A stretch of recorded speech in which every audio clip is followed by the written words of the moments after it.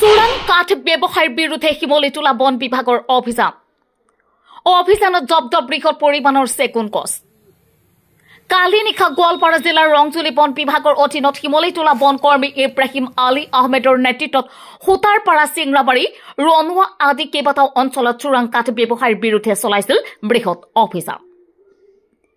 এই অভিযানত সিধাবাৰী ৰণুৱাৰ পৰা এখন ট্ৰেক্টৰ আৰু এখন ইঞ্জিন চালিত নাও ভৰ্তি বৃহৎ পৰিমাণৰ চেগুন কাঠৰ কুণ্টা জব্দ কৰিবলৈ সক্ষম হয়। জব্দকৃত কাঠখিনিৰ বজাৰ মূল্য প্ৰায় 1 লাখ টকা হ'ব বুলি জানিব পৰা গৈছে। চোৰাং কাঠখিনি বন বিভাগৰ কাৰ্যালয়লৈ লৈ যায়। News desk report MT news.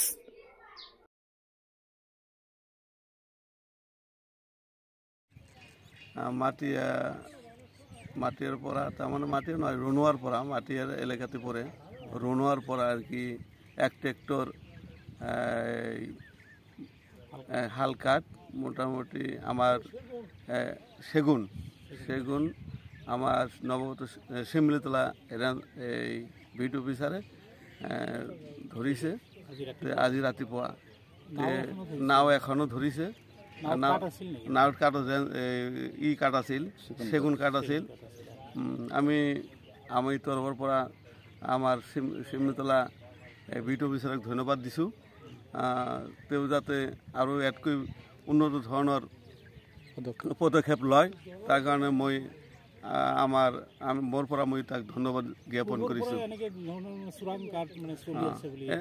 চোৰাং কাঠ চলি আছে, কিন্তু আমাৰ চাৰো কাঠগিলা ধৰিও আছে। মোটামুটি বেছিভাগ বাধা বিঘিনি চলি আছে আৰ কি। আমি তেওঁক ধন্যবাদ জ্ঞাপন কৰিছোঁ। তাৰ লগতো আমাৰ ছাৰ আৰু এটা আহিছে, আমাৰ এই যে ইব্ৰাহিম ছাৰ, তেওঁকো আমি আমাৰ তৰফৰ তেওঁক ধন্যবাদ জ্ঞাপন কৰিছোঁ। তেওঁ যাতে ভালকৈ আমাৰ এই বন বিভাগক যাতে প্ৰতিৰোধ দিব পাৰে তাৰ কাৰণে আমি আমাৰ তৰফৰ পৰা তেওঁক ধন্যবাদ জ্ঞাপন কৰিছোঁ।